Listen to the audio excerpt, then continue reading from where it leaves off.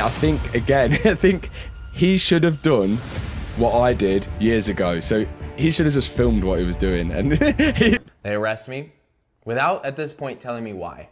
There's an organization trying to forcibly get the DXP car.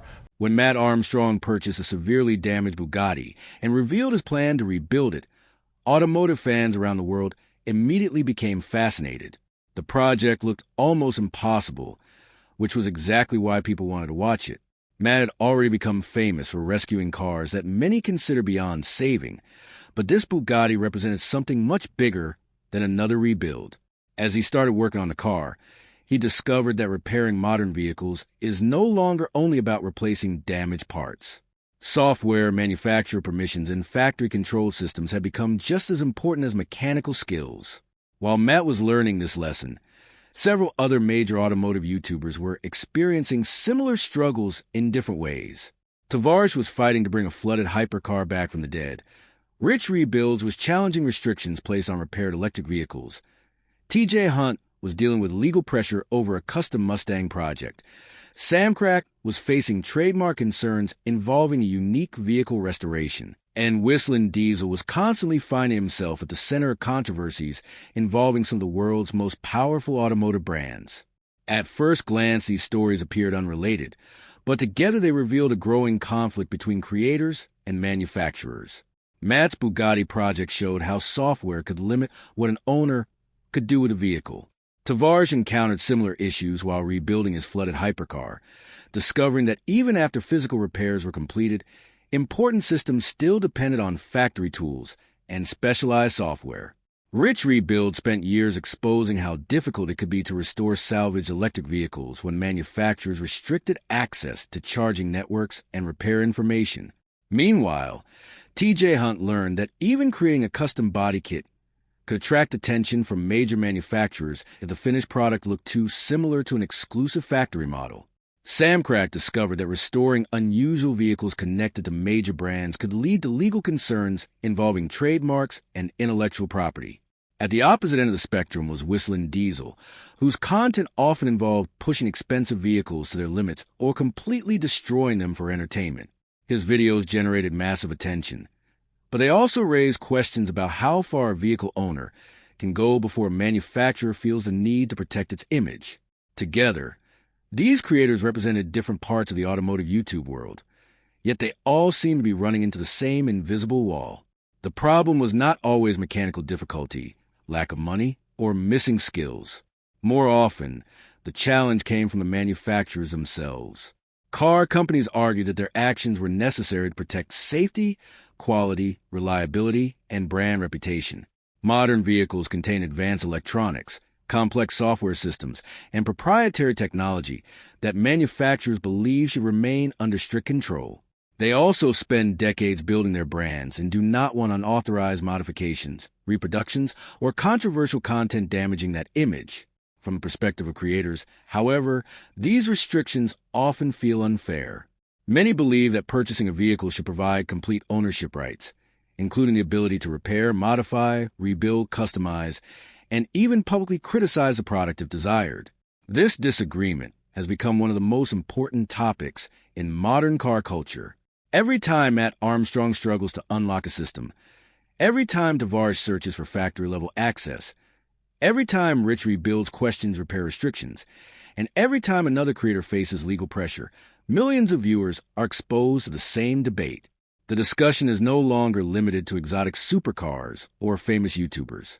It touches a much larger question that affects every vehicle owner. As cars become more dependent on software and connected technology, manufacturers gain greater control over products long after they leave the showroom. At the same time, creators continue pushing back, using their platforms to show audiences exactly how these systems work. Their stories have transformed a niche automotive issue into a global conversation about ownership, freedom, technology, and who truly controls the vehicles sitting in our garages. As Matt Armstrong continued working on his damaged Bugatti, the project slowly became a symbol of a much larger battle taking place across the automotive world. Most viewers originally clicked on the videos because they wanted to see an impossible rebuild. A wrecked Bugatti worth millions of dollars is the type of content that naturally attracts attention. However, the story quickly became about much more than repairing carbon fiber panels or replacing damaged mechanical parts. Matt discovered that many of the most important systems inside the car are controlled through software and manufacturer authorization. Certain functions required specialized tools, factory-level access, and approval that ordinary owners simply could not obtain. Even after spending enormous amounts of money repairing physical damage, there was still no guarantee the vehicle would fully operate. For many viewers, this was a shocking realization. People assumed that if someone legally bought a car and successfully repaired it, they should be able to drive it. Instead, modern technology had created a situation where software could be just as important as the engine itself.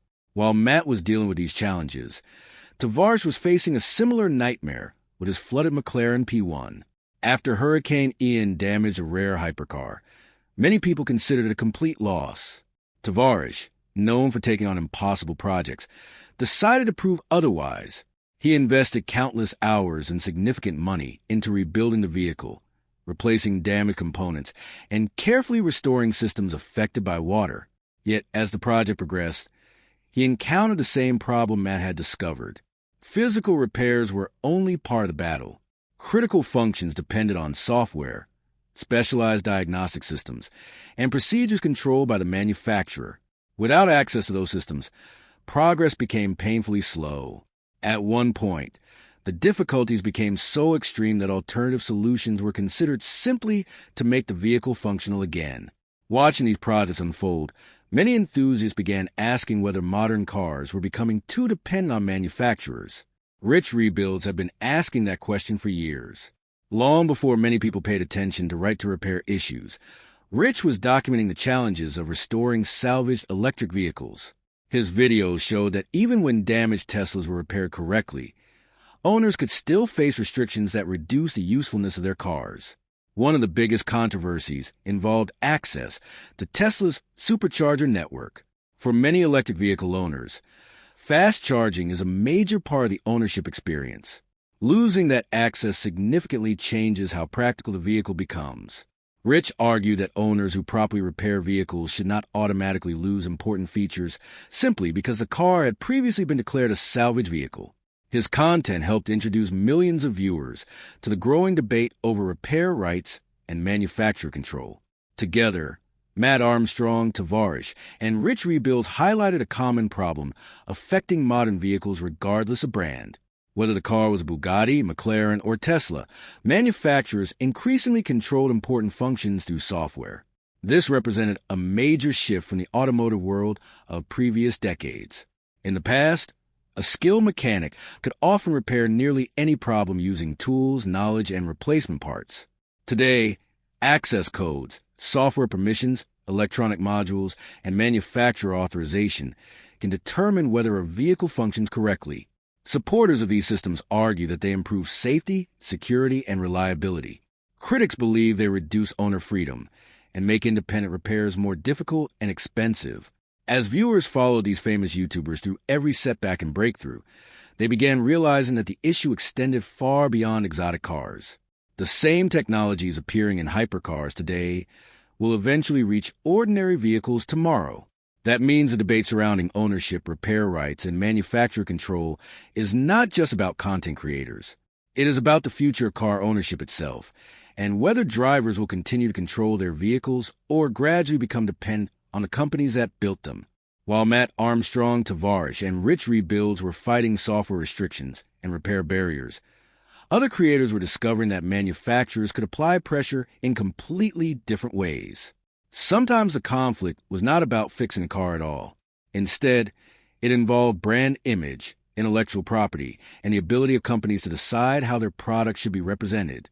One of the most talked about examples involved Whistling Diesel, a creator known for producing some of the most extreme automotive content on YouTube.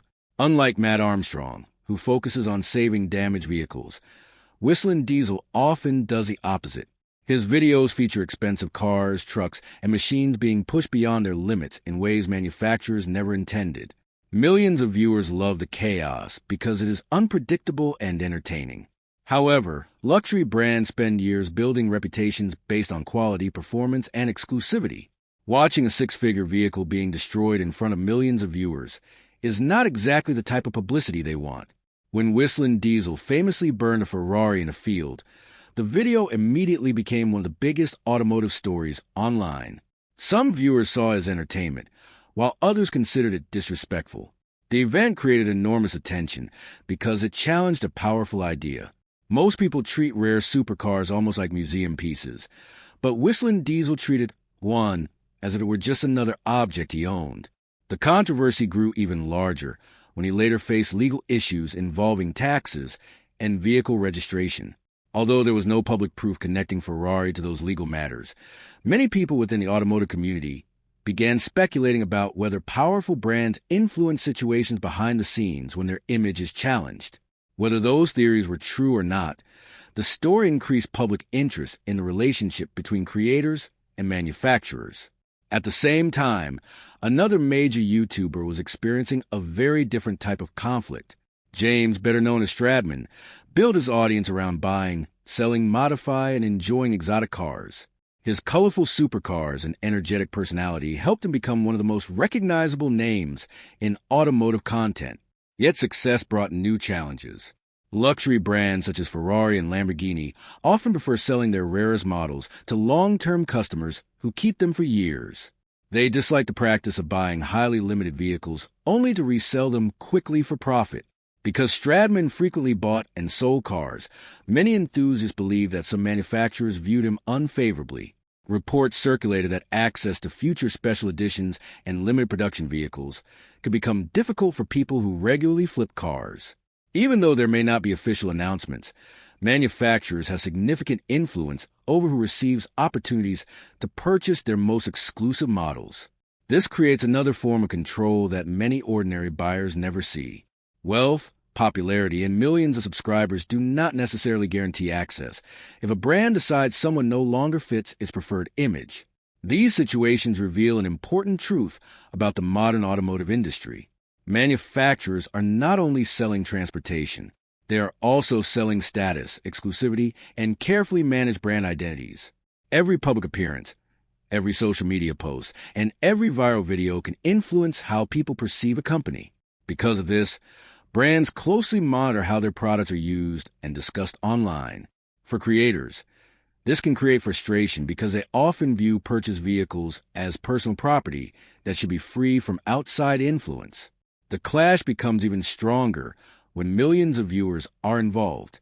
Every disagreement instantly becomes public, and every public dispute attracts even more attention. As Whistling Diesel continued creating controversial content and Stradman continued documenting his automotive adventures, both creators demonstrated that conflicts with manufacturers do not always involve software locks or repair restrictions. Sometimes the battle centers on reputation, exclusivity, and control over the stories people tell about some of the world's most desirable cars. As more creators began attracting attention from manufacturers, the conflict expanded beyond software restrictions and brand image concerns into full legal disputes. One of the clearest examples came from Chris Steenbacher, the creator behind the popular YouTube channel B is for Build. Unlike creators who focus on buying expensive supercars, Chris became known for ambitious custom projects that transformed ordinary vehicles into something unique. One of his most exciting ideas was recreating Eleanor, the famous Mustang featured in the movie Gone in 60 Seconds. For automotive enthusiasts, Eleanor is one of the most recognizable movie cars ever created. Building a tribute version seemed like the perfect project for YouTube. Viewers were excited. The build was progressing well, and the videos were attracting strong interest. However, Chris soon learned that famous vehicles often come with legal complications that many enthusiasts never consider. The rights connected to Eleanor were heavily protected, and legal representatives argued that the project violated intellectual property laws. What followed shocked many viewers. Chris received legal demands, was forced to surrender the vehicle and custom parts connected to the project, and eventually removed videos documenting the build. Years of work, creativity, planning, and investment disappeared almost overnight. For many creators, the situation served as a warning that passion alone does not protect a project from legal action.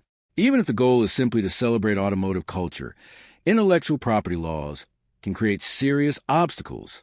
Around the same period, TJ Hunt found himself facing a different but equally frustrating challenge. TJ had built a reputation through years of creating custom cars, attending events, and sharing his automotive journey with millions of followers. One of his most ambitious projects involved developing a custom body kit through his company's Street Hunter Designs. The goal was to transform a modern Mustang into something more aggressive and visually striking.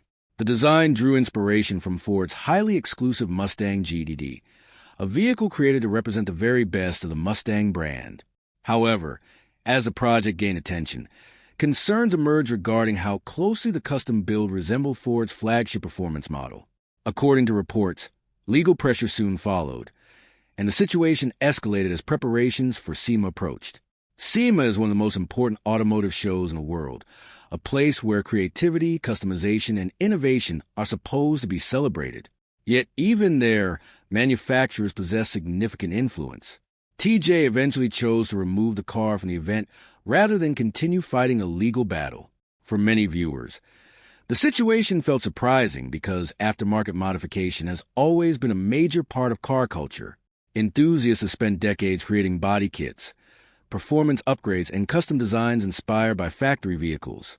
Yet modern intellectual property concerns have created new boundaries that builders must navigate carefully. Looking at the experiences of B is for Build and TJ Hunt, a clear pattern begins to emerge. Manufacturers are no longer focused only on selling vehicles. They are actively protecting designs, trademarks, branding elements, and exclusive product identities. From a corporate perspective, this approach makes sense. Companies invest enormous amounts of money developing vehicles and creating unique brand recognition. They want to ensure competitors and aftermarket businesses cannot simply copy those efforts. However, many enthusiasts argue that these protections sometimes go too far and limit creativity within the automotive community. For decades, custom builders have pushed the industry forward by experimenting with new ideas, creating unique designs, and inspiring future trends. When legal concerns become too aggressive, some fear that innovation could suffer. The experiences of Chris and TJ highlight another important reality of modern automotive culture. The biggest challenges facing creators are not always mechanical. Sometimes the most difficult obstacles come from paperwork, trademarks, legal letters, and corporate policies. As YouTube continues giving creators massive audiences, these conflicts are becoming more visible than ever before. Millions of viewers are now witnessing the struggle between individual creativity and corporate control, and each new dispute adds another chapter to a debate that shows no signs of ending anytime soon. While creators like B is for Build and TJ Hunt were dealing with legal pressure connected to designs and intellectual property, other YouTubers discovered that companies could protect their brands in much quieter ways. One of the most interesting examples came from Samcrack, a creator who built his audience by purchasing damaged, unusual, and often forgotten vehicles before bringing them back to life on a limited budget. Unlike channels focused entirely on million-dollar hypercars, Samcrack became popular because he showed viewers that automotive projects did not always require unlimited money. His videos often proved that patience, research, and creativity could solve problems that seemed impossible. This approach made him one of the most relatable personalities in automotive YouTube. However, it also placed him directly in conflict with brands that preferred to keep certain vehicles and systems under tighter control. One of the biggest examples involved a unique Domino's pizza delivery vehicle known as the DXB. These cars were specially modified Chevrolet Sparks created as promotional vehicles for pizza delivery. They included unusual equipment and branding that made them instantly recognizable. When one of these vehicles appeared at auction after being damaged, Samcrack saw an opportunity to preserve a strange piece of automotive history. He purchased the car, repaired it, and documented the process for his audience. What seemed like a harmless restoration project soon became much more complicated. Domino's and people connected to the brand reportedly objected to the continued use of company logos and specialized equipment attached to the vehicle. Discussions followed, legal concerns emerged, and eventually the project disappeared from public view. There was no dramatic courtroom battle or major public lawsuit. Instead, the pressure happened quietly behind the scenes. For many viewers, this demonstrated how companies can influence projects without ever making headlines. The situation also raise another important question. If someone legally purchases a vehicle at auction, how much control should the original brand still have over what happens to it? Samcrack's experiences did not end there.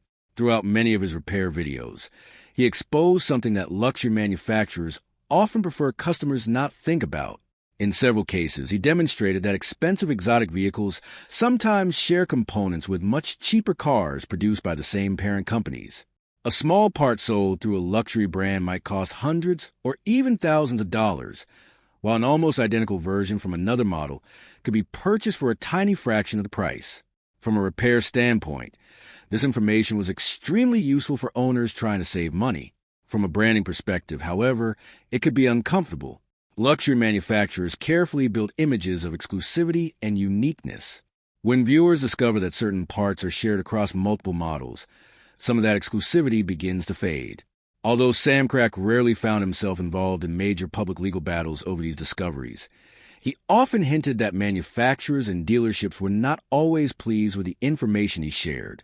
At the same time, another well-known figure was learning just how seriously some companies protect their image.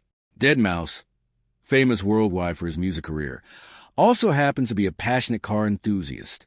His customized Ferrari became one of the most talked about vehicles on the internet after he covered it with a colorful design inspired by internet culture and replaced several badges with humorous alternatives. The car attracted massive attention wherever it appeared. Fans loved it because it was different, playful, and completely unlike a traditional Ferrari. The manufacturer viewed the situation very differently. Ferrari has long been known for aggressively protecting its trademarks and brand identity. Eventually, legal communications were sent requesting changes to the vehicle's branding and presentation. While the dispute never became a massive courtroom drama, it reinforced Ferrari's reputation for closely monitoring how its products are represented publicly. Looking at the experiences of Samcrack and deadmau5, another pattern becomes visible.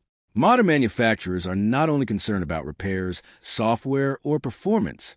They are also deeply invested in controlling perception. Every logo, design element, marketing message, and public appearance contributes to a brand's image.